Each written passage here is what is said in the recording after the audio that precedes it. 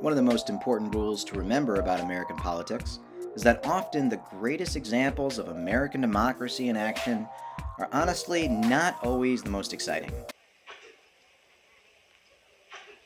This video will serve as an example of this as we explore the boring but insanely democratic White House press conference. If you've spent any time on this planet, you know that the press loves to talk to the president all the time because literally everything he says is newsworthy. However, 9 times out of 10, the president interacts with the press in ways that he can control, such as doing a dual press conference with other world leaders where the questioning is very limited, or making informal impromptu statements to the press where you can always be saved by a helicopter. Presidents love to make statements in settings where they know the press has no way to follow up with questions. To stop these terrorist killers. Thank you. Now watch this drive. And honestly, all this is great because the more information, the better.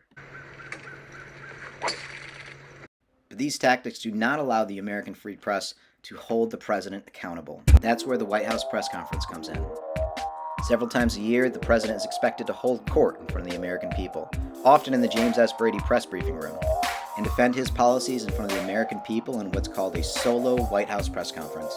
A blatant display of democracy in action because the president willingly subjects himself to detailed, meticulous scrutiny from the American free press. And since 1913, every president thereafter has considered the solo White House press conference part of their duty and obligation to the American people, even though the questions asked and the responses that follow are often the most consequential and damaging to their presidency. Morning, ladies and gentlemen. I'm glad to take your question. Ms. Smith, Ms. Cormick. Do you think that at this point our force levels in Vietnam will begin to level off the authorized strength, or do you think more troops may be needed in the future? General Westmoreland discussed this at some length with me last night and this morning, and he anticipates no increase in that level. Now, the last thing that LBJ wanted to talk about was Vietnam, but it was the number one thing on the minds of the American people. So that's what was asked first. And Johnson was forced to make a statement. The White House press conference leaves nowhere for the president to hide, and that's a good thing. It's an example of the president working for us.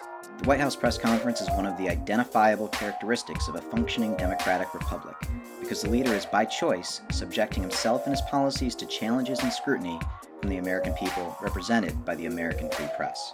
And it's all on live TV. Since 1961, when President John F. Kennedy held the first televised White House press conference, and some were concerned that the televised press conferences left little room for error for the president. There's been some apprehension about the instantaneous broadcast of presidential press conferences such as this one, the contention being that an inadvertent statement, no longer correctable as in the old days, could possibly cause some grave consequences. It seems to me they're as well protected under this system as they were under the system followed by President Eisenhower. And this system has the advantage of providing more direct communication. The White House press conference makes the president's job difficult, and that's a good thing.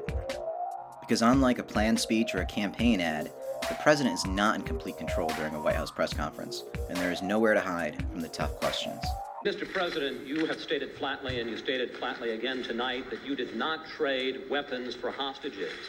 And yet, the record shows that every time an American hostage was released, last September, this July, and again just this very month, there had been a major shipment of arms just before that.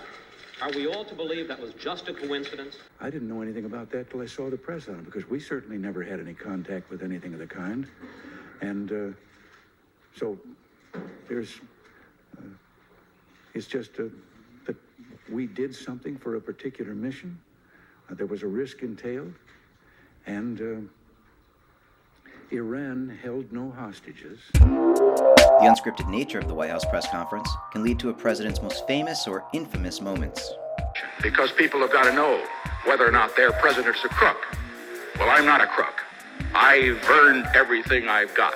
The White House press conference is one of the most democratic institutions that we have in our country. The fact that the leader of the greatest nation on earth allows himself to be poked and prodded and scrutinized by the free press is more American than baseball or apple pie. These guys would never allow it. Neither do contemporary dictatorships or pseudo-democratic oligarchies who promote the free press as the enemy of the people. That is not to say that US presidents haven't had problems with the press, because in fact they all have. Some more than others. I want it clearly understood that from now on, ever, no reporter from the Washington Post is ever to be in the White House. Is that clear? Absolutely. Now that is a total order, and if necessary, I'll fire you. Yet, despite these difficulties, every president has continued to hold regular White House press conferences and answer the tough questions in a dignified and presidential fashion. That is until President Trump. Trump's relationship with the free press was more in line with dictators than an American president. When you report fake news, which CNN does a lot, you are the enemy of the people. And for this reason, he absolutely hated doing White House press conferences. CNN should be ashamed of itself having you working for them. You are a rude, terrible person. You shouldn't be working for CNN. So he rarely did them. When compared with his immediate contemporaries, Trump lagged far behind an average number of solo press conferences per year, and lagged even further behind with other past presidents like LBJ and George Bush, who averaged 23 solo press conferences per year. Trump hated White House press conferences, and it's easy to understand why. Trump's policies, whether formal or spoken, did not hold up when challenged by intelligent people with a firm understanding of government, like the White House press pool. His policies either didn't work in reality or didn't exist at all, so instead of continuing to try and fail to defend them in a White House press conference, Trump opted to spread his message using a much more totalitarian tactic, the rally. Now, we can't fully get into Trump's rallies because that would take a whole nother video. Just know that he did a lot of them. They worked really well for him because they're a place where lies and demagoguery thrives. If a White House press conference is the most democratic form of presidential communication, a political rally is the polar opposite.